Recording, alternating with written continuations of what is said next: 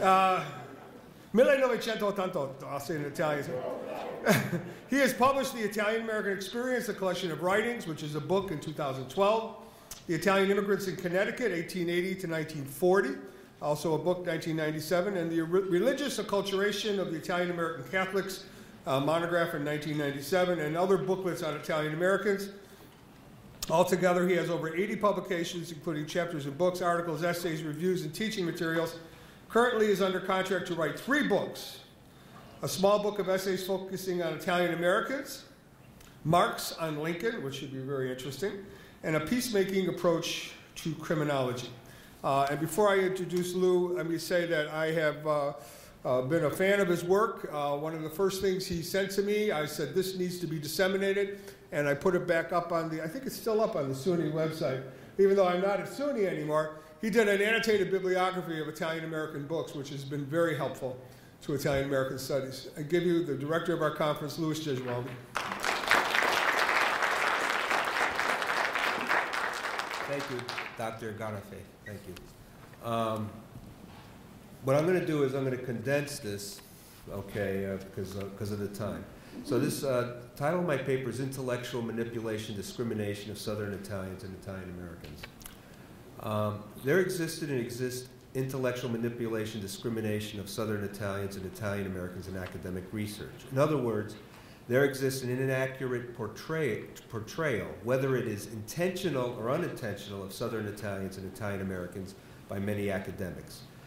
This paper specifically examines and critiques this inaccurate portrayal of Southern Italians and Italian-Americans by many researchers. I'm going to put a lot of the researchers here. There are others, but so in an attempt to explain the poverty that existed and exists in southern Italy and a lack of occupational and educational achievements by Italian-Americans, most Italian-Americans' origins are from southern Italy. Many researchers since the 1950s to the present have argued that this ethnic group's adjustment to a country may be understood by the continuities it shows with its past. Specifically, works by Banfield in '58, Strodbeck, Rosen, Glazer and Moynihan, Thurnstrom, Kestner, Glazer, Soule, and Putnam have stated that the poverty by Italians in southern Italy and the lack of educational occupation achievements by Italian Americans are an outcome of a cultural trait developed in southern Italy and brought to the United States involving a mistrust of people outside the family circle. In other words, southern Italians and Italian Americans have such strong family values, a cultural trait, that they were unable to neither work with people nor take the advantage of organizations outside the family to help better their economic, educational, and occupational situations. These researchers are suggesting that it's mostly or totally the southern Italians and Italian Americans' fault that they were or are either poor and or have a lack of educational and occupational success. This author, after reviewing the above literature, points out that this is an inaccurate portrayal of this group. That's where intellectual manipulation, discrimination for the following reasons. So I'm going to condense this.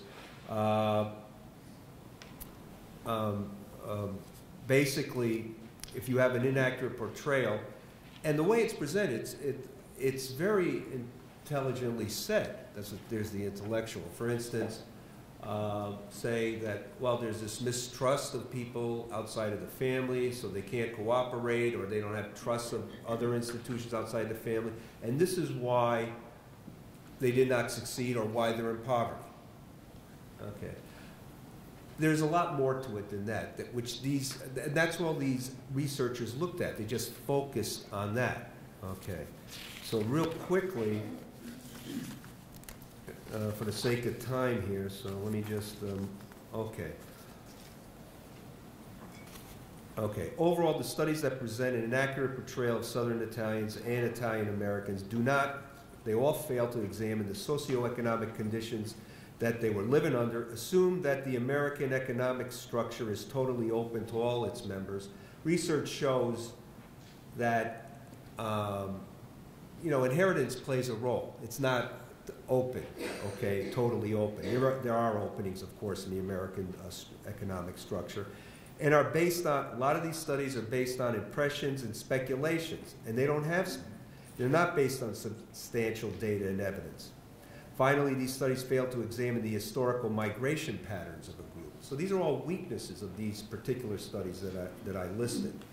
Now, of course, there are differences among, values among the different ethnic groups, but to state, okay, the mistrust of outsiders caused poverty, caused lack of education, occupational advancement or success. When you first hear that, that sounds, well, yeah, they could even say, look, there is mistrust and there is the poverty or lack of success. However, what they just showed was association. They didn't show causation. I'll give you an example of what I mean. It's like saying, and this is a fact, by the way, and you may, I think my students heard this from me, so I'm sorry, I'm going to repeat myself.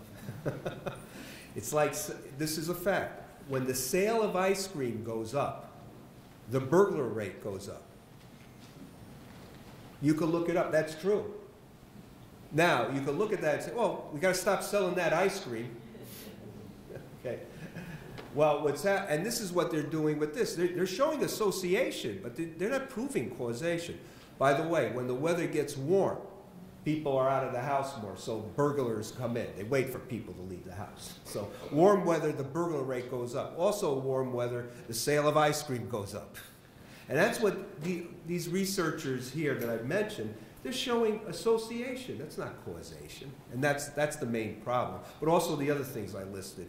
I don't have time to go. I could have given more details, but this is just to make it brief, to have an understanding what is the problem with this. And I'm not saying it's intentional. I think maybe in some cases it's intentional. Some cases I think it's unintentional, this discrimination, this inaccurate portrayal. I think sometimes we get caught up in we have a theory, and we're kind of caught up in it, and we try to explain everything with that theory. And usually one theory doesn't explain everything. They all have its weaknesses, and I think that's part of the problem with this. Now, this author argues that it has been too common for many researchers to take for granted that the behavior of an ethnic group is primarily based on enduring cultural traits. The cultural traits alone do not provide an adequate explanation of the behavior of Southern Italians and Italian Americans. That is intellectual manipulation. When you just look at that, that's a problem. You got to look at everything. But when you're just focused on that, this is where you have this intellectual manipulation, discrimination. An ethnic group's cultural traits are not the primary element in explaining a group's economic successes or failures in the United States. Matter of fact, if you look at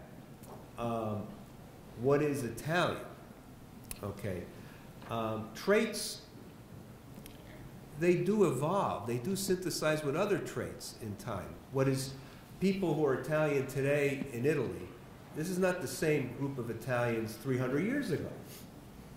Things have changed. As a matter of fact, if you go back far enough, the food of Italy has changed. If it wasn't for Columbus, tomatoes came from the Americas. 300 different types of corn, 100 different types of potatoes, beans, squash, just peppers. So I'm looking at Italian food. What was it like without tomatoes? Okay, no tomato sauce. Corn, that's polenta, so that's not part of the diet anymore.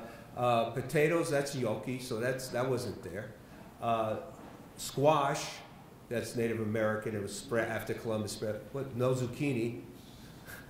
I mean, what was it? No peppers, no coffee, because I was, what was Italian cooking like before that? So things, if you just look at the cuisine, there's been, there's changes, and then, and when different groups interact with each other, of course, they're going to borrow from each other, and it's, these traits synthesize. So I think a problem with a lot of these people that I just said, they look at cultural traits as if they don't change. It just stays stagnant, and that's inaccurate also.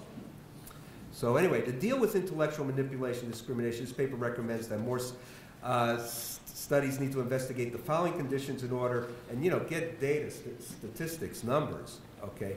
Because a lot of these studies are just impressions, to understand the different rates of mobility and successes experienced by the various American immigrant groups. The time period, the time period of the ethnic group's migration, the area of the United States where the group settled, and the permanency of the migration. 2, the resources that each ethnic group brought with them when they came to a particular section of the United States, that is educational and occupational background of the group before their migration to the U.S. Like, for instance, it's very common, Jewish Americans and Italian Americans have been compared. But if you look at their migration patterns, almost 70%, if you look at the immigrants that came over, Jewish Americans, 70% were skilled laborers. I believe only 15% of Italians were skilled laborers. Of course, Jewish Americans, children and grandchildren are going to have more success. Look where they started from. If you started, I think roughly 65–70% of all Italians unskilled. You're skilled. Skilled makes way more money. Of course, their children are going to be more successful. So, you know, and this, by these researchers, that's not looked at, but it's right there. And that needs to be done, these things I mentioned. The economic opportunities that were available to the various immigrant groups within the different areas of the United States and during the different time periods of American history. Most of the Italians that came over, Southern Italians, they were farmers. They had great skill in farming. Well, they're in the city. That's the end of that. That skill's not used. I mean, the Italians that were in Connecticut that became farmers did quite well, because that was, you know, there were certain things open. So, but that was not for most Italians that came over. You know, they weren't. There wasn't all this farmland going to be available to them. That was a different time period in American history, where Europeans came over and they had this farmland, this land just pretty much given to them. Okay. By the Native Americans, or it was forced by them, forced, taken away from them. So I call that the first case of affirmative action. Land was given. You know, I think about Native Americans, because it wasn't always violent between the settlers and Native Americans. It was where it was peaceful, where the Europeans even said, we want to buy the land, and they said, no, the land belongs to everybody, so they had their own, you know, they were given farmland. So that opportunity obviously no longer exists, but that was back then. So some groups did benefit, you know, from that. Okay, anyway, by investigating these socioeconomic factors, one can determine how attitudes and values are developed and maintained within certain immigrant groups, since the attitudes and values that human beings create and maintain always arise within specific environmental circumstances. Thank you.